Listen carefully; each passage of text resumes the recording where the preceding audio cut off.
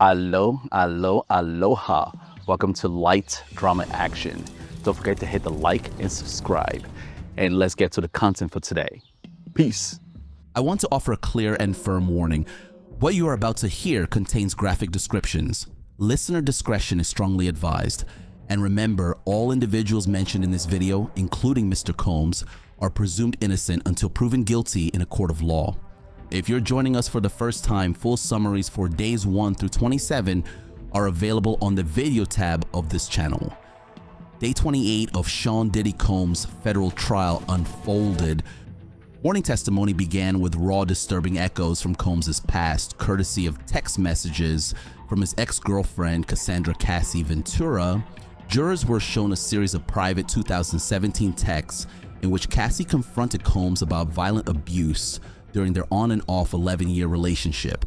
In one exchange, after Combs suggested they take a break, Cassie pleaded, "No, I just don't want to be beat down for being defiant. You treat me and make me feel like I don't matter." She accused him of physically assaulting her, writing, "As soon as I turn my head for a second and you get fucked up, you drag me down the hall by my hair. I'm 30 years old. This isn't play anymore." Cassie told him she had bleeding cuts and was terrified of his rage, only to have Combs respond with gaslighting and insults, calling her unappreciative of his efforts and even referring to her as acting like a bitch in subsequent messages. "Any other woman in the world would have been so happy," he snapped at her, chastising Cassie for not being grateful for a night he had arranged. Cassie's texts laid bare a cycle of love and brutality. She professed love for Combs but asserted, "I guess I'm not down with abuse. You hit me in my head 2 good times. That didn't make me feel good. I know I'm not crazy." In another message, Cassie made a heartbreakingly blunt comparison. "You treat me like a hooker. To be honest with you, this hooker has been here for 10 years, she wrote, alluding to the decade she'd spent by Combs' side despite the pain. These candid words, laced with profanity, desperation, and defiance, hung in the air of the courtroom, casting a long shadow. They set the stage for what was to come, an insider's account of the hedonistic freak-off nights that Cassie and others say they endured at Combs' behest. Cerciello, a Homeland security investigator, had spent months sifting through the digital paper trail of Combs' escapades, thousands of text messages, flight records, hotel invoices, financial transaction logs, and more. From this mountain of data, prosecutors compiled a detailed chart of 44 key events between May 2021 and August 2024. Each event represented a rendezvous where Combs allegedly met up with Jane, the same pseudonymous ex-girlfriend referenced in Paul's testimony, and a third party, typically a male escort. Cerciello's role was to guide the jury through this chart, verifying each entry against the underlying evidence. Speaking methodically, he explained that the chart listed dates, locations, names of individuals, and associated travel or payment records for dozens of instances where Combs, Jane, and others converged. The only woman's name on the chart was Jane, meaning this timeline focused entirely on the period after Cassie Ventura had left Combs' life and Jane had become his primary partner in these alleged sex sessions. Notably, Cerciello pointed out a trend. Before November 2023, almost all the documented freak-offs took place in hotels, luxury properties in Miami, Los Angeles, New York, etc. But after November 2023, none of them did. This corresponded exactly with a major turning point in Combs' world. Cassie Ventura's bombshell lawsuit filed in November 2023, publicly accusing him of years of abuse. After her lawsuit was filed, it appears he stopped holding them at hotels. Cerciello testified, implying that Combs abruptly changed his methods once the spotlight of suspicion was upon him. Indeed, Cassie's lawsuit, which was settled within a day for a reported sum, but not before igniting a firestorm, marked the beginning of a Me Too-style reckoning in the music industry. December 2021, Miami, Jane was flown to Florida to meet Combs for what the chart coyly labeled a hotel night. But she wasn't alone on the trip. They all checked into the opulent St. Regis Bal Harbor. The aftermath? A hotel invoice charge took Combs for $6,000 in damages to the suite.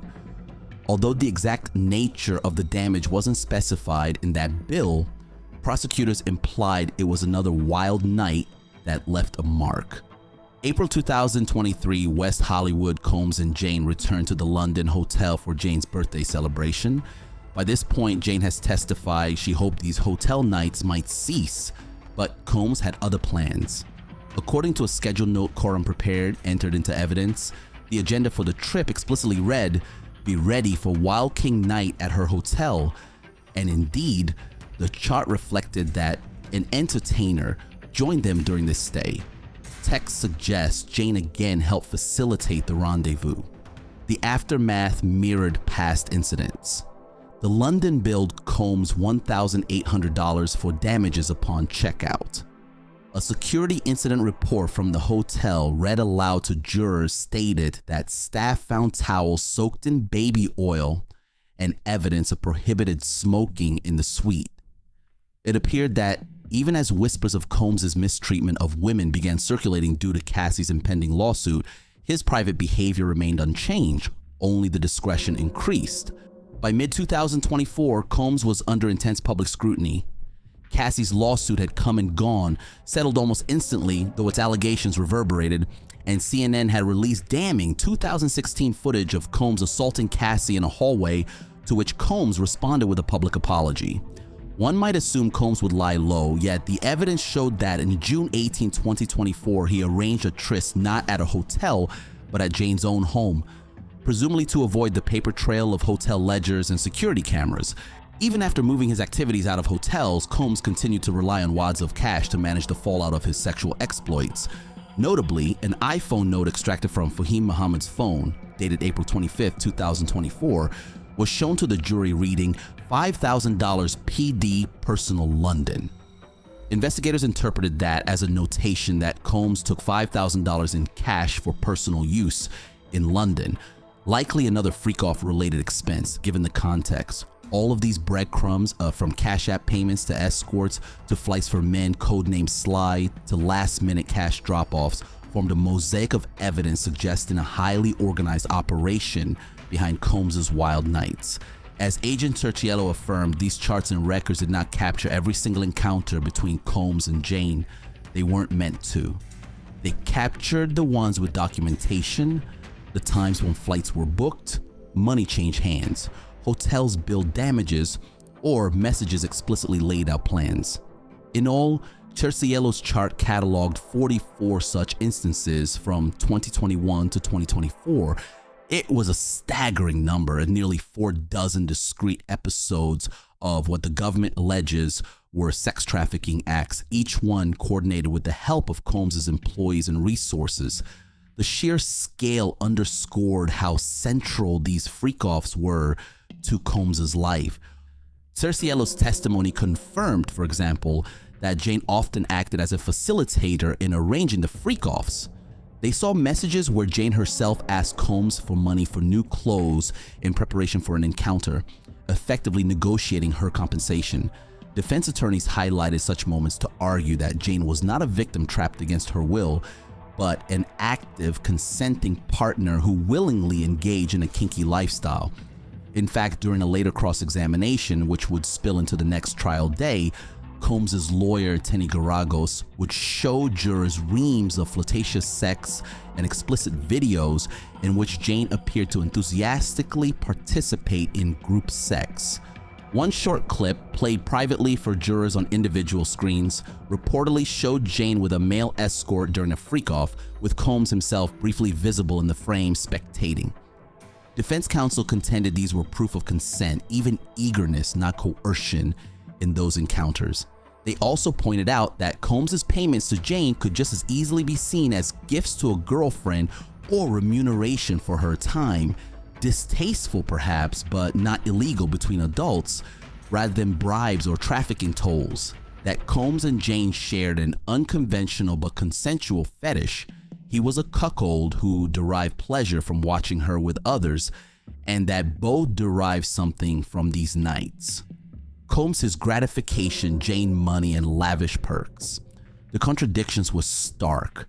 The prosecution portrayed Jane as a woman sore, tired, exhausted, and overwhelmed by Combs' incessant sexual demands, essentially groomed and coerced into performing. The defense countered with evidence that Jane sometimes gave a thumbs up to initiate the debauchery and was financially rewarded for it.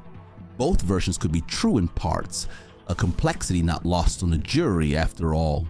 Cassie Ventura herself had sent Combs love notes and called him her best friend in happier times, even as she later described feeling like a degraded sex slave. The trial's endgame was fast approaching. 6 weeks of testimony had unveiled a saga almost stranger than fiction, a tale of a charismatic millionaire who, according to prosecutors, ran his personal life like a criminal enterprise, complete with code names, covert missions, payoffs, and willing henchmen. More than 30 witnesses had taken the stand, from former employees to ex-girlfriends to professional escorts, each adding a piece to the puzzle of Sean Combs' secret world. Cassie Ventura's 4 days of emotional testimony described being beaten and forced into freak-offs, leaving her to recuperate from lack of sleep, alcohol, drugs, and having sex with a stranger for days. Another ex-employee under the pseudonym Mia told the court that Combs sexually assaulted her multiple times during her tenure, and Jane, whose text exchanges and payments we saw on day 28, had earlier testified that Combs' constant need for sex as spectacle left her sore, tired, exhausted, and overwhelmed. Combs' defense team, for its part, has maintained that while Combs may be an imperfect person, he is not a criminal. They concede that evidence of domestic violence and drug use has emerged. Combs' own lawyer admitted the trial has exposed troubling behavior. His attorneys insist that his accusers were consenting adults engaged in a consensual lifestyle, however unorthodox, and that Combs never employed force, fraud, or coercion. As evidence, they highlight messages like Cassie's expressions of love or the playful, voluntary tone in some of Jane's texts to show these were relationships as not captor and captive situations. They also argue that Combs' employees, while perhaps overzealous, were not a criminal enterprise but simply staff doing their jobs unaware of any illegal scheme. They failed to prove any individual actually conspired with him. Defense lawyer Alexandra Shapiro contended to the judge, noting that staff might have run errands and booked travel but were not involved in anything that went on in hotel rooms. This tug of war between prosecution and defense narratives was fully on display by the end of day 28. As the courtroom emptied for the day, jurors were left digesting the voluminous evidence and testimonies they'd heard. The stage was now set for the final phase of this high-profile trial. Early next week, the government would formally rest, and the defense, which reportedly planned to call no witnesses at all, confident in cross-examinations and a trove of friendly text messages, would make its brief stand. Then it would be up to the 12 jurors to decide whose version of Sean Diddy Combs they believed.